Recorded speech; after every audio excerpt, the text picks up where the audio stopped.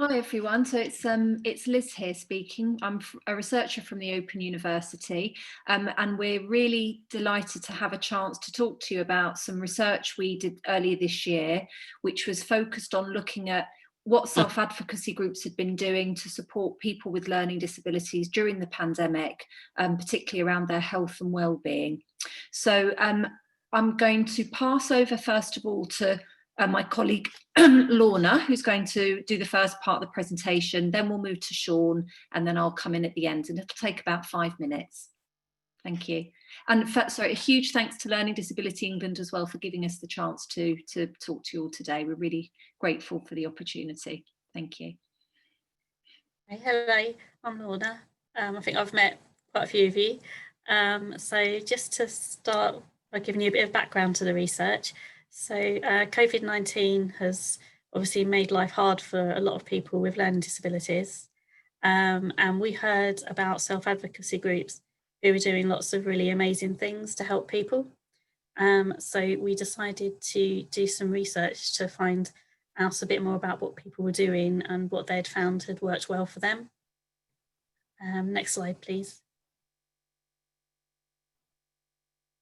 So what we did, we spoke to people from 11 self-advocacy groups in England. The people we interviewed were 22 self-advocates, 14 self-advocacy support workers, and 2 family members. And obviously, because of COVID-19, we did the interviews, they were all done remotely, so either online, so by Zoom, or over the phone. Next slide, please.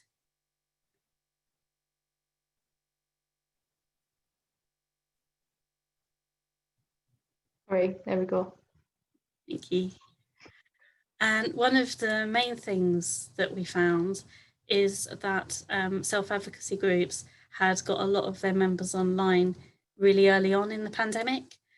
And they'd done this by helping people to get equipment, they'd helped people to access the internet, and they taught people how to use the technology.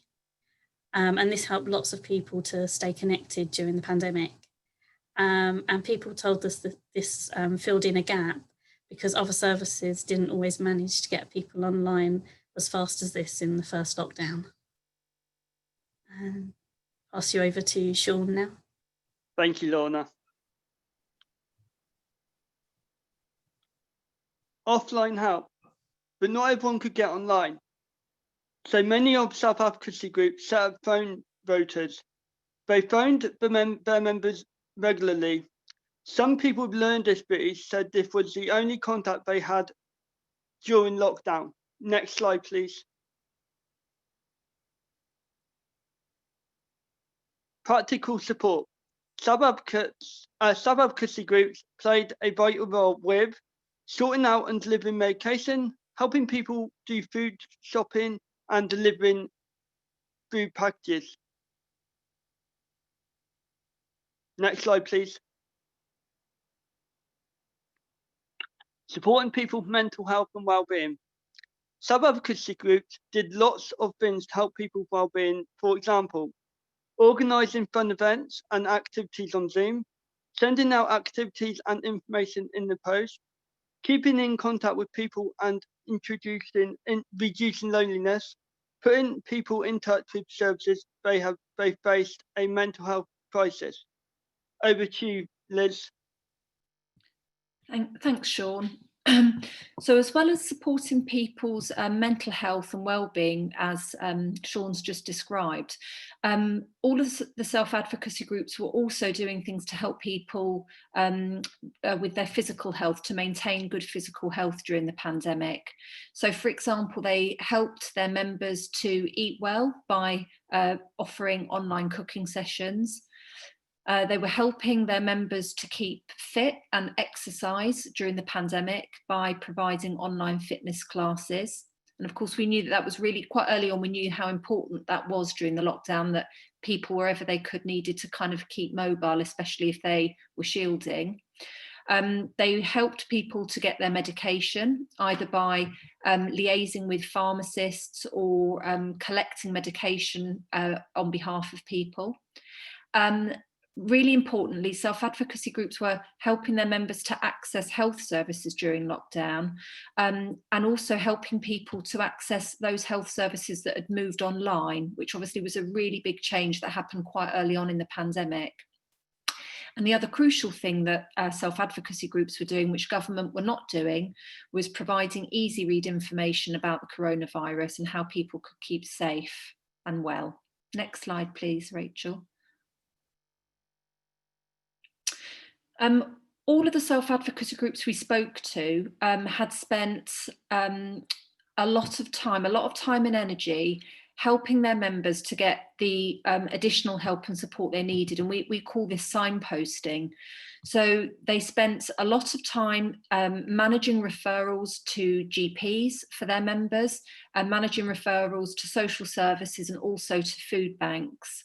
They also helped their members to sort out any benefits issues that had arisen during the pandemic, for example, PIP assessments. So self-advocacy groups were really kind of the linchpin in ensuring that their members could get the additional help they needed. And final slide, please, Rachel. So an absolute headline finding that came out of our research was that self-advocacy groups had gone above and beyond in terms of the support that they'd provided to their members. There was a real sense that these groups had cared for their members and had pulled out all the stops to ensure that their members were well and safe and healthy and happy and were keeping connected. So this quote that we've included, there were lots of quotes like this, so this was just one that we chose. This particular person said, "My group is always there, been there to pick me up even through lockdown.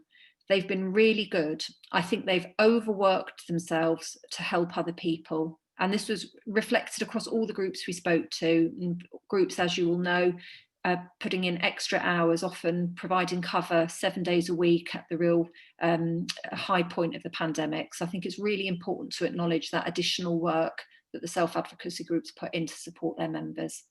And I'll stop there. Thank you.